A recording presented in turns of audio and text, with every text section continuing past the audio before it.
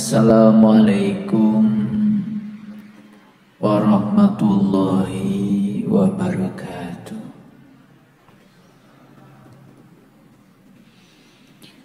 Alhamdulillahillazi anzala sakinata fi qulubil mu'minin liyazdadu imanan ma'a imani.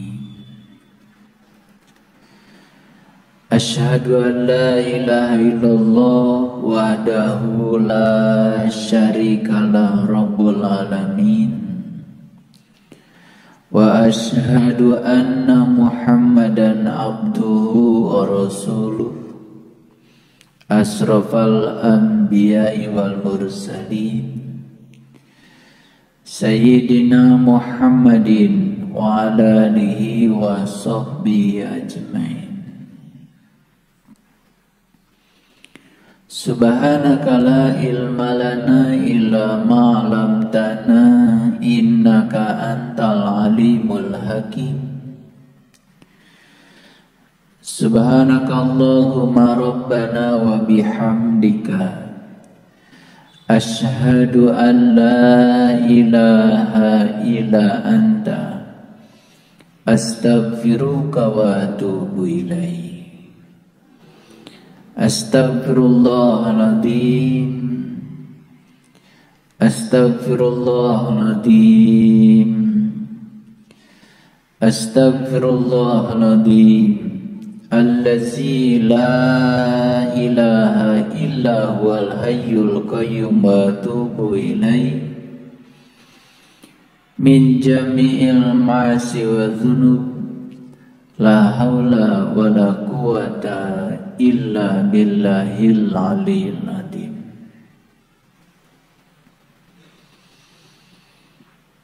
Hampir semua orang mampu berbicara kebaikan, tapi faktanya tidak semua orang mampu melakukan kebaikan yang dibicarakannya. Forum kajian semacam ini bukanlah forum di mana kita sedang melakukan kebaikan. Forum ini hanyalah membicarakan kebaikan. Jadi jangan kemudian merasa puas karena kita sudah berada di forum yang semacam ini, seakan-akan kita sudah baik. Karena kita belum melakukan kebaikan yang kita bicarakan, baru membicarakan kebaikan. Dan semua orang punya kemampuan membicarakan kebaikan.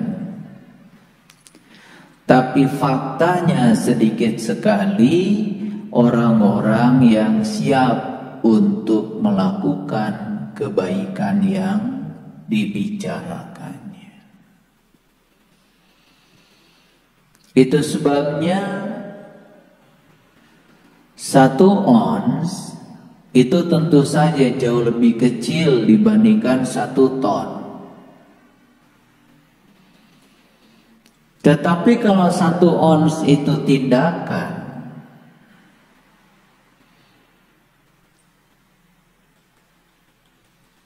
itu lebih berharga daripada 1 ton kata-kata. Karena akhirnya yang dibutuhkan dalam hidup itu adalah do, just do. Yang dibutuhkan itu adalah tindakan, eksekusi. Karena kalau tidak ada tindakan, apapun yang dibicarakan itu semua hanya buih di lautan. Itu sebabnya belajar itu harus mulai menggeser diri.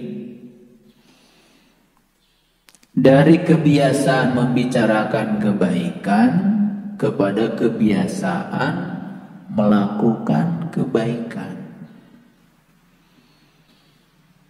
Karena kalau belajar tidak mentransisikan diri ke sana, proses belajar kita itu menjadi tidak ada hasilnya.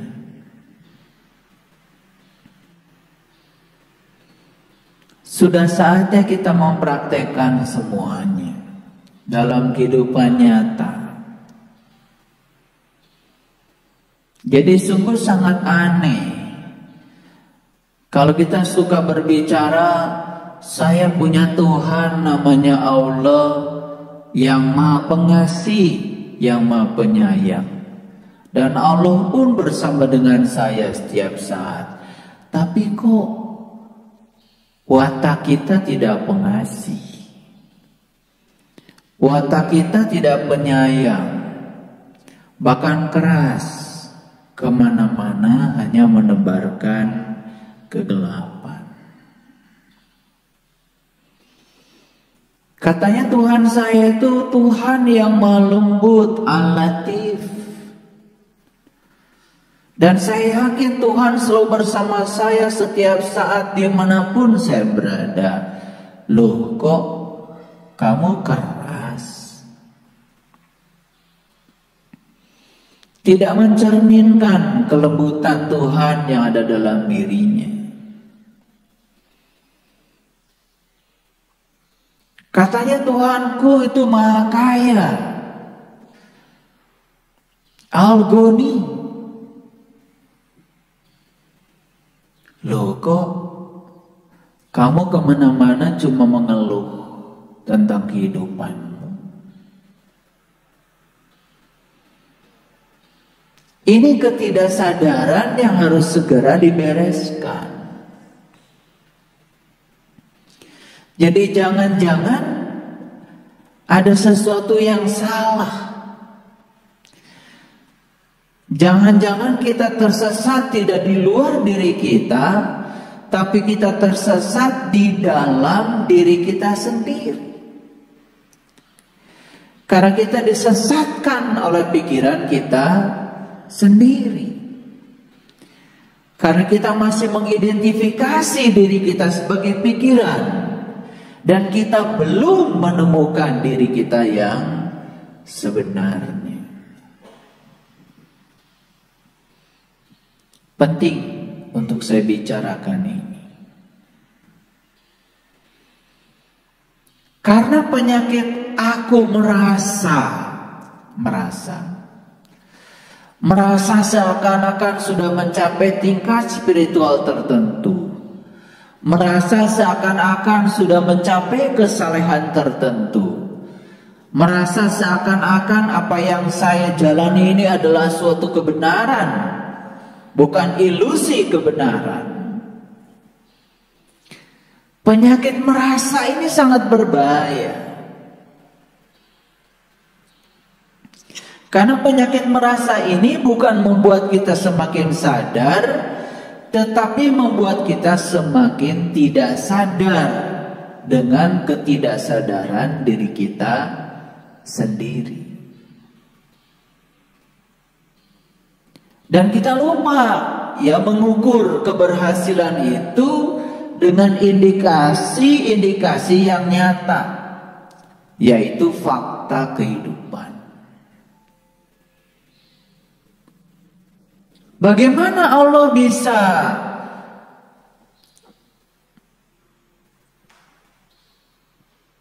menyatakan bahwa kamu sudah berhasil selama kita sendiri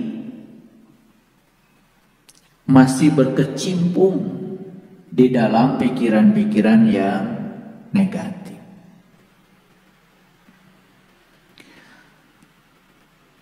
Kalau kita saksikan di sini nih, di ruangan ini,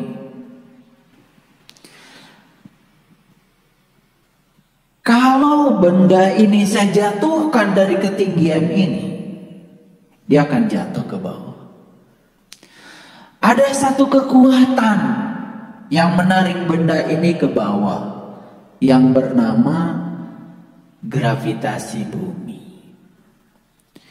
Apakah kelihatan gravitasi itu? Tidak.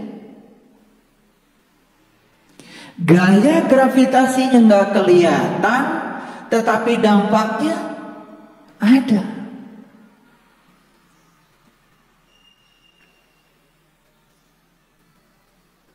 Jadi jangan menganggap semua ruang kosong ini adalah kosong. Karena di sini ada satu kekuatan positif yang luar biasa. Dan kalau kekuatan positif ini kita bisa berdayakan, itu yang akan mengubah kehidupan kita.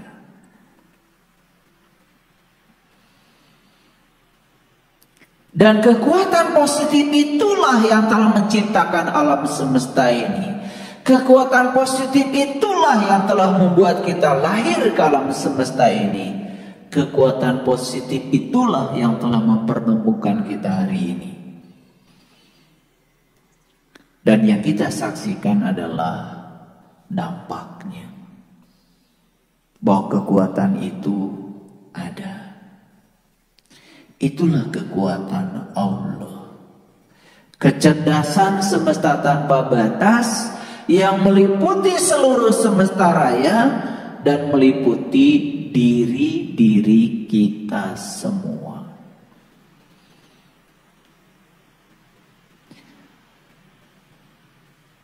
Dan kekuatan itu sangat menakjubkan kalau kita sudah bisa menggunakannya. Jadi pertanyaan, kenapa hidup kita hari ini belum menakjubkan? Sederhana saja. Karena kita belum bisa menggunakan kekuatan positif itu. Dan kekuatan positif itu belum hadir sepenuhnya. Yang hadir pada diri kita justru kekuatan-kekuatan yang di luar itu. Ketiadaan kekuatan positif. Itu yang hadir.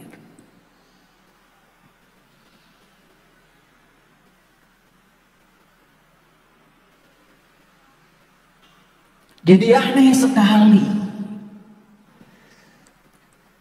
Pergi ke toko sepatu, lihat sepatu mahal. Tidak ada sedikit pun dalam diri satu optimisme, satu keyakinan bahwa saya akan menggunakan sepatu mahal itu. Yang terjadi apa?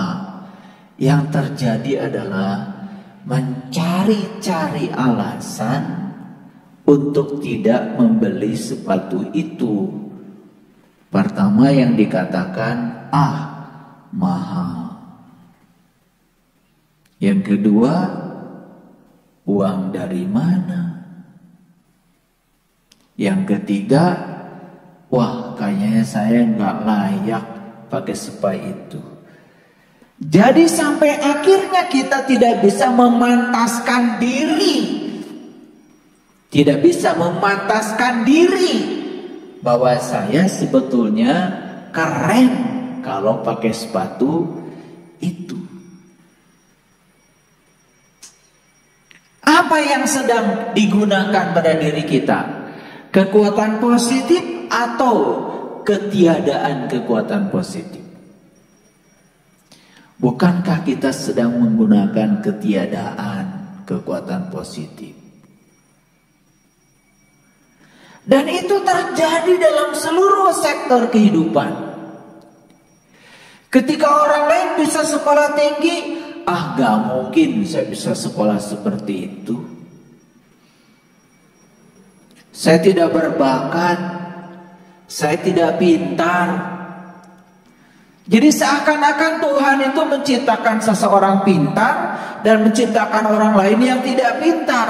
Seakan-akan Tuhan itu sudah menciptakan manusia seperti itu.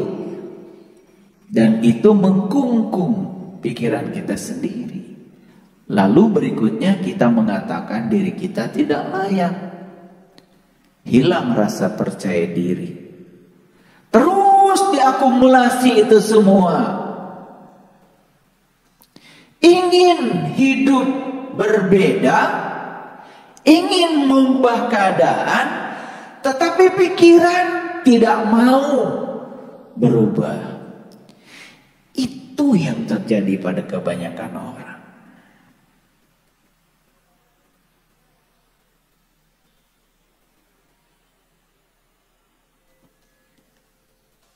Jadi benar kata Syekh Abdul Qadir Jailani, manusia itu kebanyakan terjebak oleh 4 hal. Yang pertama, lebih banyak melakukan aktivitas yang sebetulnya dia tidak tahu.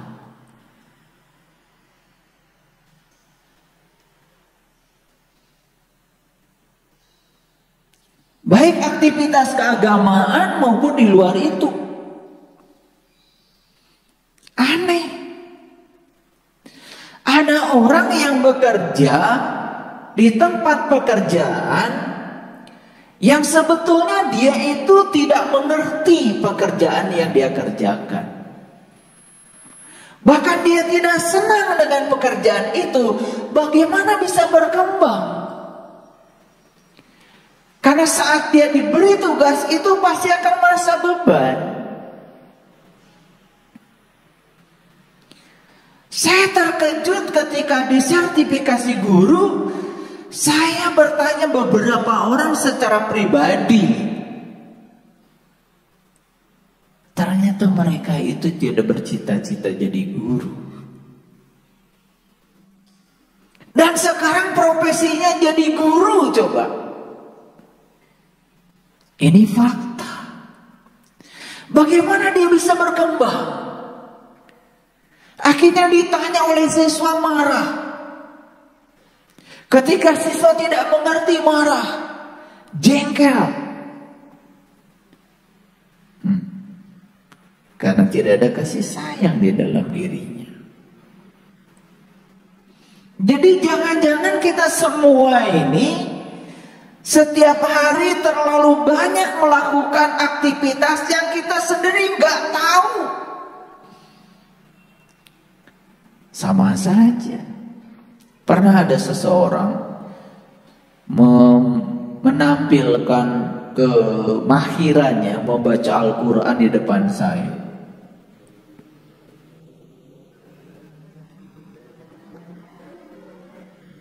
Oh, luar biasa. Makhrajnya luar biasa. Setelah selesai dia menampilkan keterampilan membaca Al-Qurannya, saya tanya, dari tadi itu kamu ngerti gak yang kamu baca? Gak ngerti, Pak.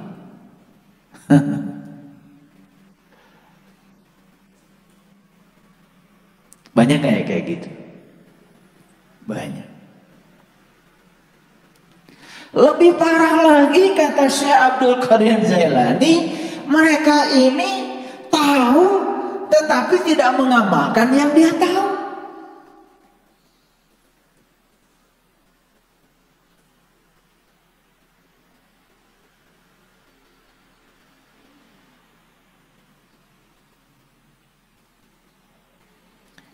Minum air putih banyak itu sehat apa tidak?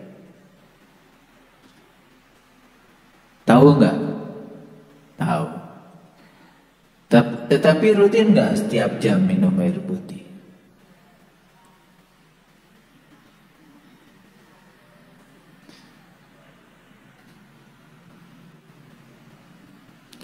Makan daging kebanyakan itu lemak yang jenuh.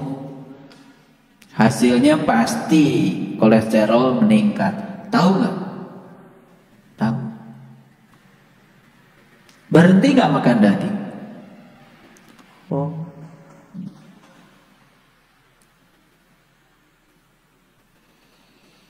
Kalau makan nasi kebanyakan itu, pankreas kita akan terbebani karena gula terlalu banyak. Dan kalau tidak diubah menjadi gula, tidak diubah menjadi energi gulanya, tahu nggak? Kalau gula itu akan diubah menjadi kolesterol jahat dalam tubuh. Tahu nggak?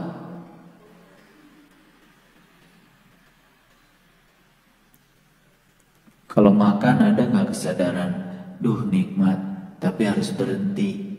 Ada nggak? Nah, ini yang kedua lebih parah lagi dari yang pertama.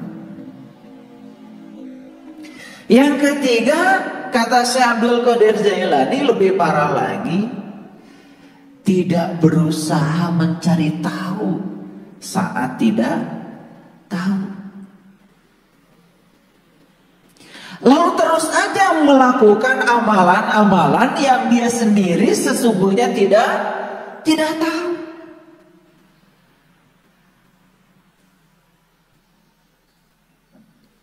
Dan yang lebih bahaya lagi, menghalang-halangi orang lain untuk tahu. Dengan kata-kata sesat kek,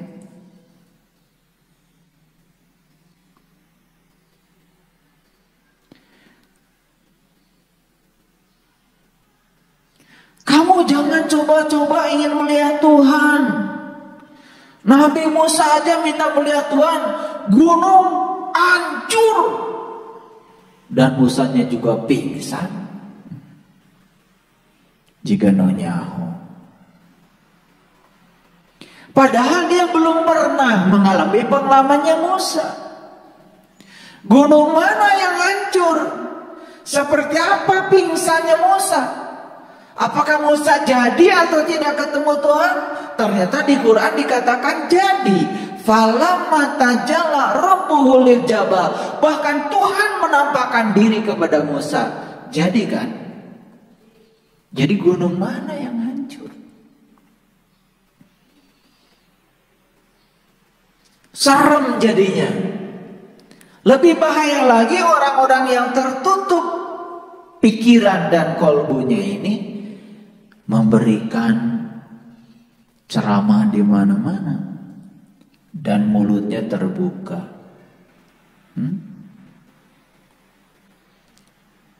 Dia tidak tahu tetapi tidak berusaha untuk tahu. Bahkan setiap saat dia mengamalkan sesuatu yang dia tidak tahu. Dalam segala sektor kehidupan ini sangat berbahaya.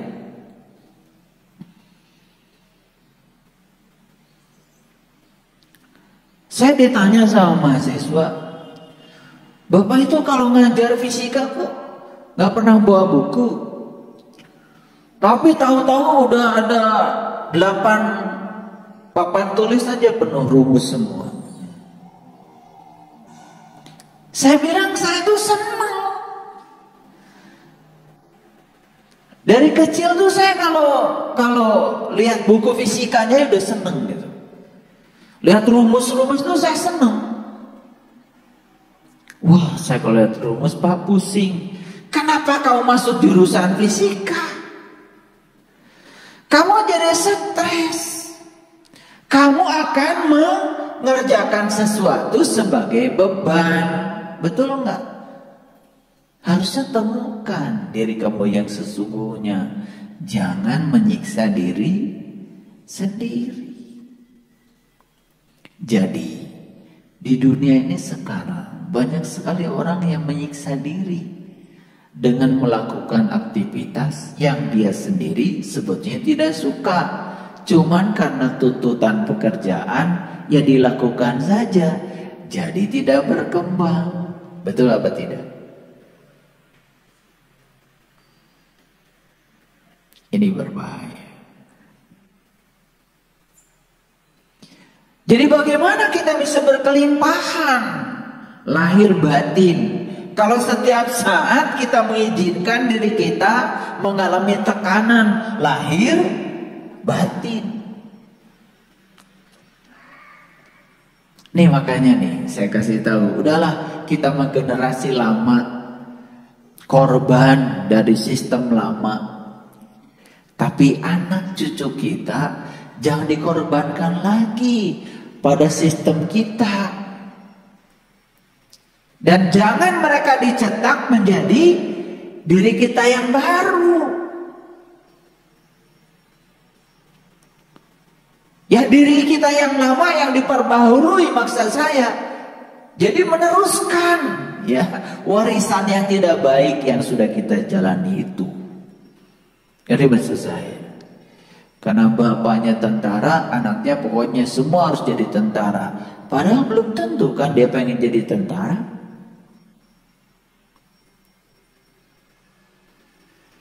Apa bapaknya ilmuwan, semua anaknya harus jadi ilmuwan?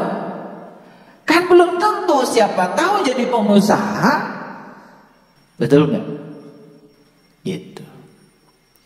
Inilah sebetulnya penghormatan kita terhadap kehadiran setiap manusia ke semesta ini itu kurang. Lalu dipandang setiap manusia itu harus mencapai seperti yang sudah kita capai. Padahal yang kita capai pun kan hanya keberhasilan menurut versi kita. Betul apa tidak? Oke. Baik, sekarang kita lihat tayangan berikut ini. Tidak ada seorang pun yang hidup dengan tanpa adanya orang yang dicintai dan orang yang dibenci. Jadi tidak ada di dalam hidup ini orang semuanya cinta pada kita, dan tidak ada dalam hidup ini semua orang juga benci pada kita. Betul nggak? Pasti dalam hidup ini ada yang senang pada kita, juga ada yang tidak senang kepada kita. Bukankah kita pun begitu? Kan kita juga tidak senang pada semua orang. Betul nggak? Ada yang orang disenengin, ada orang yang tidak disenengin. Kan begitu?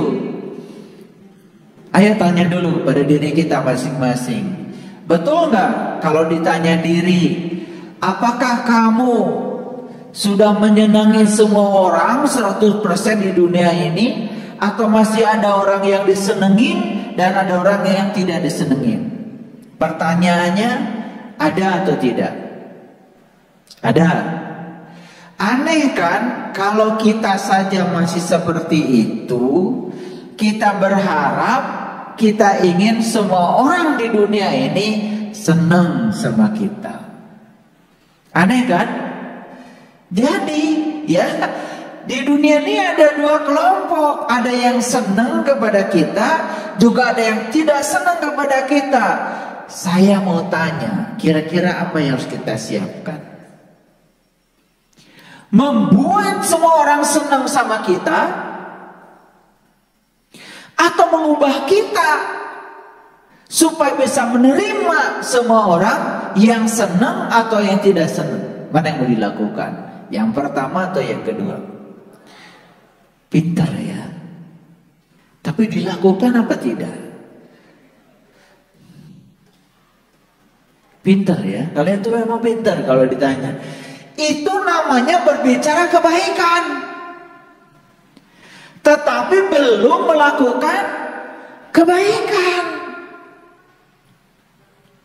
Jadi kita ini menjadi terampil berbicara kebaikan, tetapi menjadi sangat tidak terampil melakukan kebaikan, saking terlalu banyak bicara kebaikan. Kebanyakan baca artikel, dan artikelnya itu bukan diamalkan, di-sharing lagi pada orang lain. Coba, aneh jadinya.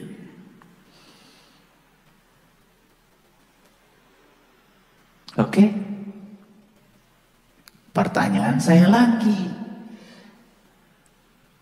sadar gak sebetulnya tidak mungkin semua orang senang pada kita? Sadar? Sadar gak tidak mungkin semua orang juga benci sama kita? Sadar? Jadi yang benci dengan senang itu ada atau tidak ada? Siap menerimanya? Lemes lagi ngomongnya. Bilang adanya tadi kencang, begitu mau menerimanya lemes lagi. Ini persoalan. Kenapa kita sudah sadar bahwa itu ada, tapi kok kita tidak bisa menerima keberadaannya? Kalau Kalau gitu saya tanya sekarang, Bapak Ibu, saya kasih uang 100.000 semuanya. Tetapi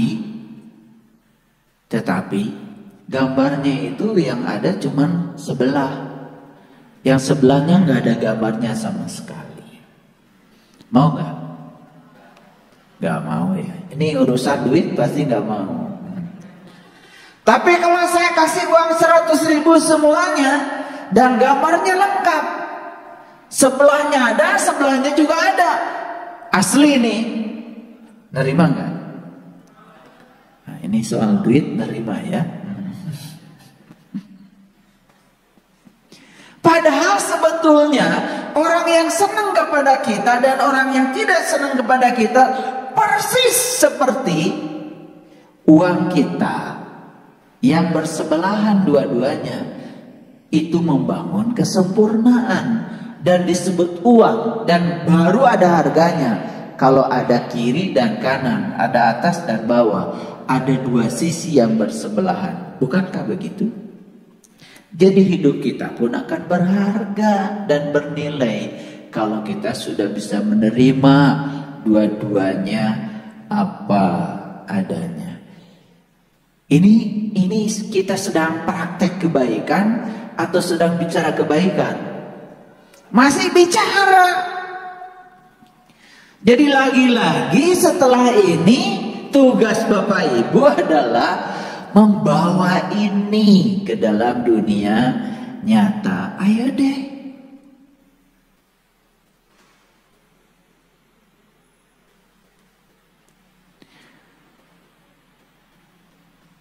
Jadi saya itu punya keinginan, nih keinginan saya nih. Kan tidak semua tuh putra-putra saya di BSI ini mampu.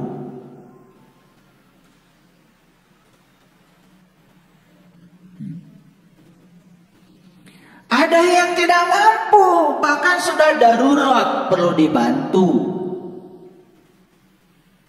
Lalu saya membuat sesuatu, katakanlah baitul mal pada tingkat awal, supaya yang ada itu bisa membantu yang tidak ada.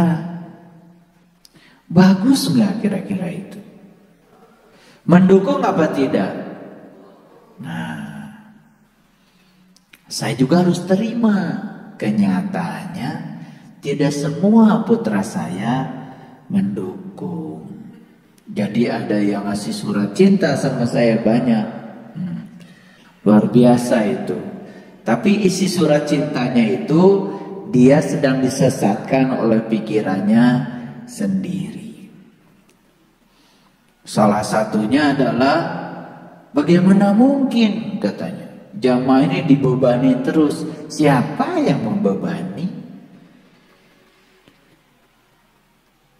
Kan saya itu tidak memaksa. Yang mau titip boleh, yang gak titip juga gak apa-apa.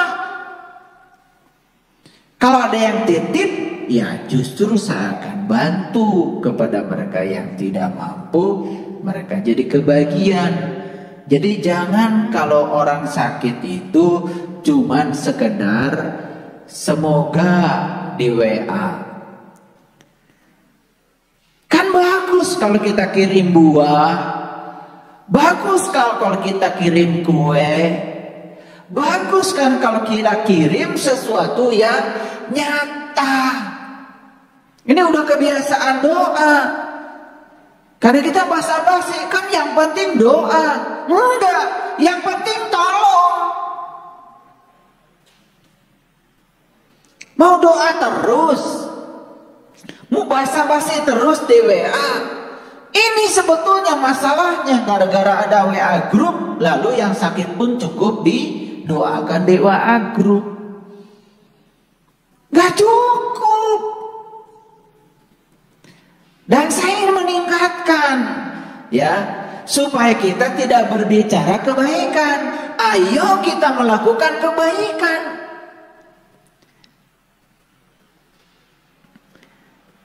Tapi saya nerima kok, nerima seutuhnya. Yang ngasih surat cinta murid saya, yang enggak pun murid saya. Jadi saya terima dua-duanya.